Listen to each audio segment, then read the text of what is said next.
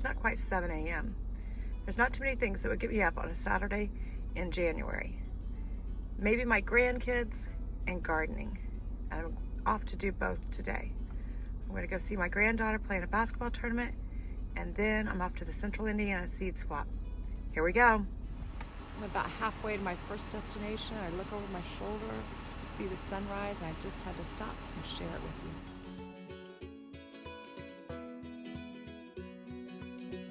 Another view of the sunrise a little bit later. It's so beautiful. In fact, if I pan a little this way, this is the farm my husband worked on when he was first out of college. And I actually worked in the fields detasseling corn here. I think everyone has their idea of what going home to them means. This is mine.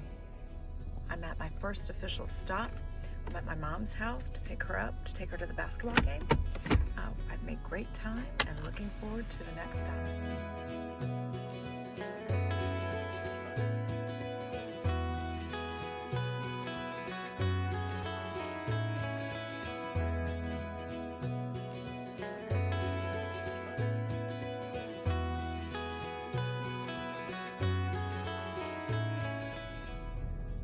Well, 5 hours later, and I've made it to my final destination, the Central Indiana Seed Swap. I'm really excited. I'm going to grab my seeds and head on in. See you there.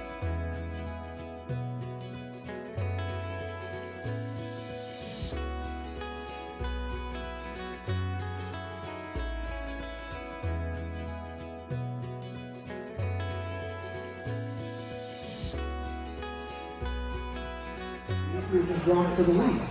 Right? We need to understand that at this stage in our garden planting. When we plant our gardens now, we have to understand the life cycle of these plants. That's the way I got it.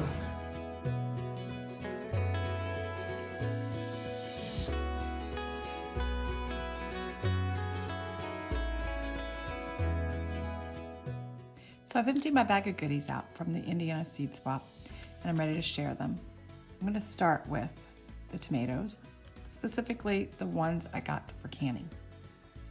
The one and only tomato seed that was truly on my list to get was Indiana Red. I'd heard about it through some Facebook groups. When I got to the table, it was so crowded, and the lady ahead of me asked the gentleman for Indiana Red. She picked up the pile, and it seemed like there was only one.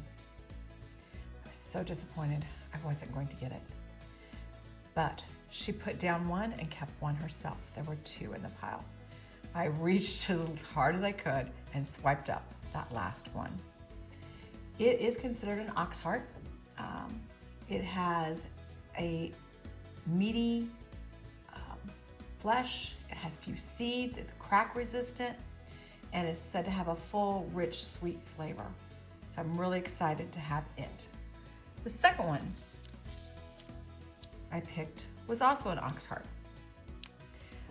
It's a pink ox heart, Joe's pink ox heart. It has a huge flavor, it's few seeds, little juice, and it says it had a good balance of sweet and acid. So I'm looking forward to that one as well.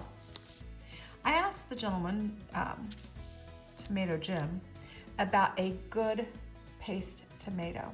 I told him my disappointment last year, and he suggested Genoa as having good flavor. It's an Italian from Genoa in Italy. It's strong flavor, and it's a super producer. He also suggested a Roma tomato, Romeo.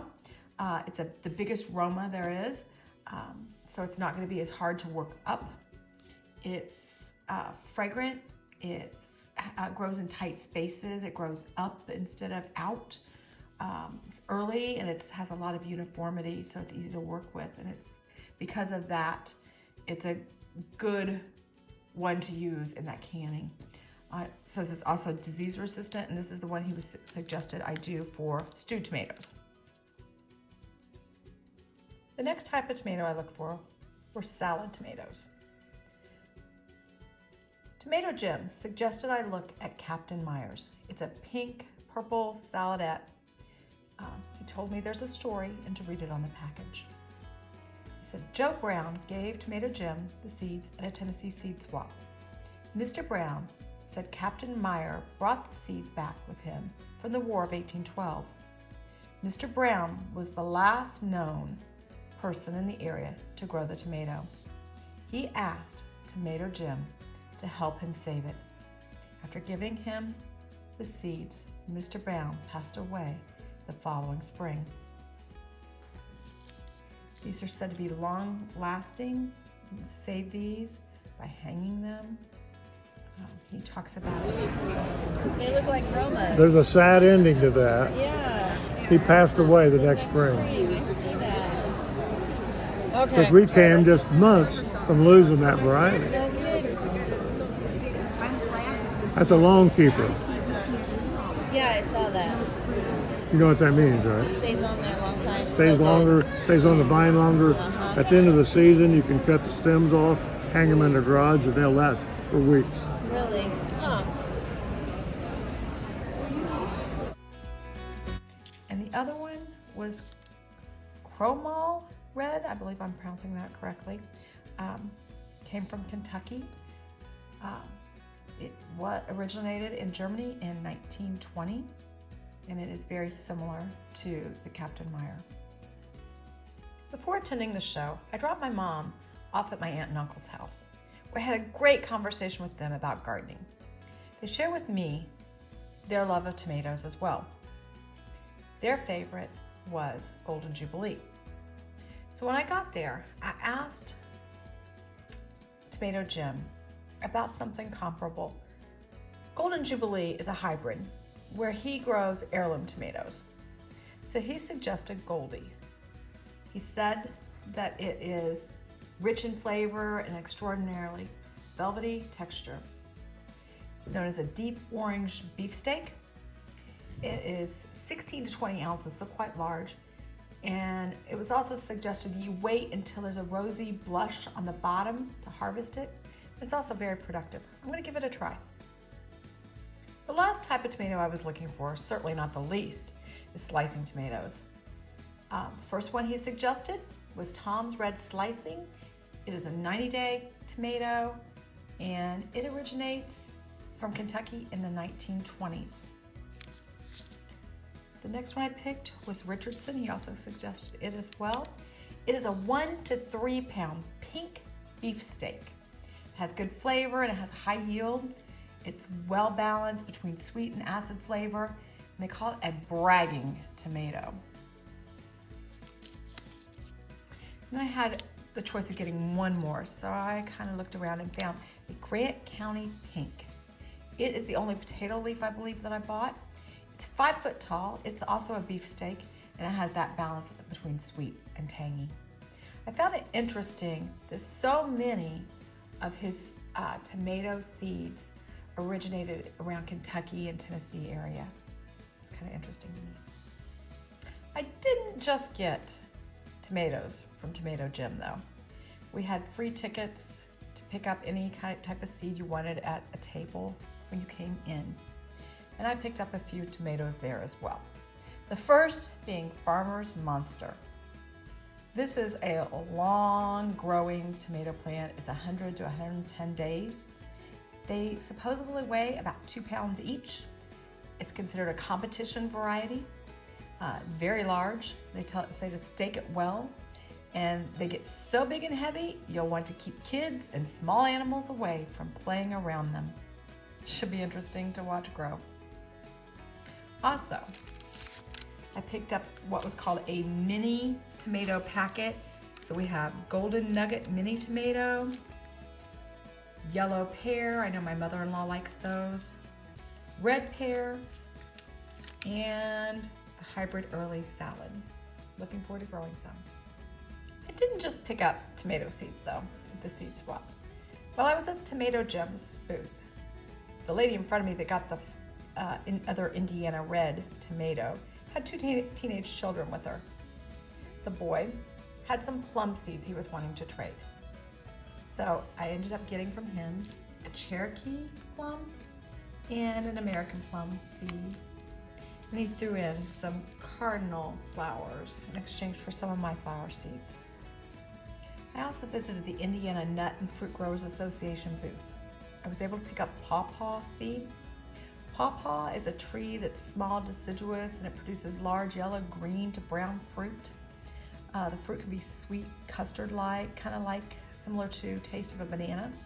And it can be eaten raw, but it can also be made into ice cream or baked desserts. The gentleman mentioned that you won't see any growth above ground first. It develops a long taproot before showing any growth above ground. And I'm going to put some in the freezer for cold stratification for about 30 days. And I'm also going to try to winter sow some. The next group of seeds I want to talk about came from the presenter that I listened to, Bevan Cohen. The first one is pineapple ground cherry. It supposedly really tastes like pineapple. It's a spreading plant 3 feet across. It's covered with hundreds of fruit. And they say it will fall off the plant when it's ripe. And that's when you eat them. To go ahead and put some cloth or something underneath and to catch them. It also says that it's great for preserves and pies. And also once you have them, you probably are not going to get them. You will never need to buy seeds again. Next, I asked about hot peppers. We usually grow habaneros for our spicy honey. And I was looking for something that maybe we can try as well. This is Sugar Rush Peach.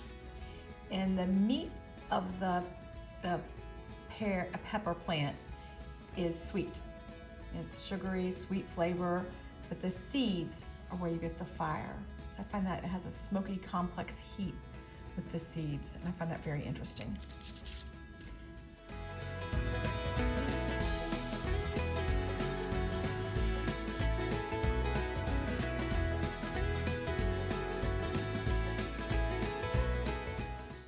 A few of the natives I was able to pick up or swap were yarrow, hydrangea snowflake, spotted joe pie weed, and wingstem. I also picked up a coneflower that's a little bit different, the Cheyenne Spirit, a native Baptisia, it's the false indigo, and the yellow Baptisia. Another group I have here are shrubs, perennials, vines, and annuals, beautyberry, Love in a Puff, Yellow Iris, Senior from a Sweet Little Boy Named Caleb, Cleome, and Strawflower. The last large package I picked up was at the booth as you exited the building. They were telling people that it was a fall planted flower because it was considered a bulb topper seed mixture. That was the purpose of it. However, if you look at what's actually in the seed mix, you'll see that all of those can be planted in the spring. So I'm hoping to add those to a wildflower area. I can't wait to go back next year.